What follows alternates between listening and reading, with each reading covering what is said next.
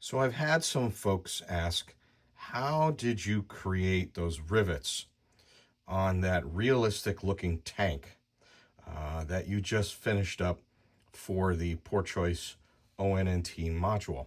So I'm going to give you a quick look at this because it's really not too difficult. And it's not a master's class. Let's take a look. First of all, you're going to need aluminum flashing tape.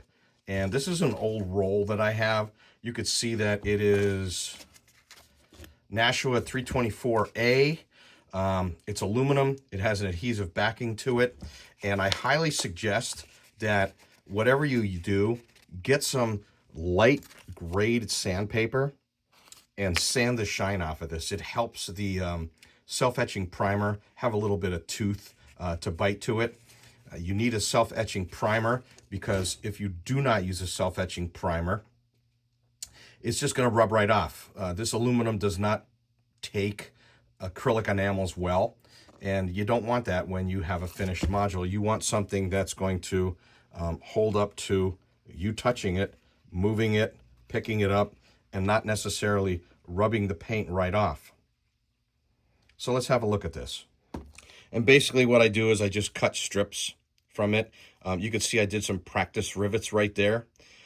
Basically what I do is I use a dental pick like this. I picked this up at a train show from a tool guy. And even though it bugs out your eyes, very simply what I do is I just flip it over and I just right down the edge, just poke like this until I hear it kind of pop.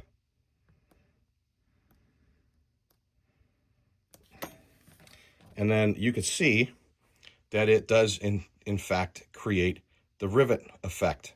Again, those are just some practice rivets. And what I'm going to be doing is I'm going to be adding a smoke jack to my little parts shack here that's going to be on the module. And I'm going to rivet this and apply this. So you can see that I have applied the rivets. And again, I wasn't really careful about it. I just think I did 5 or 6 little pokes from the backside per side. And yeah, that's about it.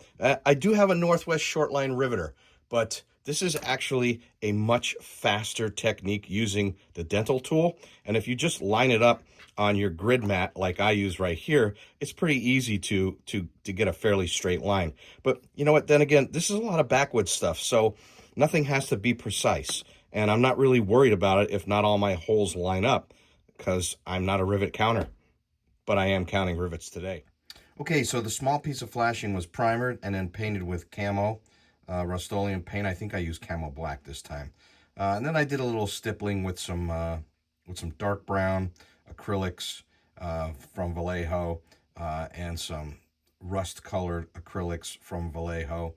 And that's the flashing for the smoke jack. All done, and you could do it too. Real simple, just pick up a dental pick and some flashing tape from the hardware store. Thanks for checking in.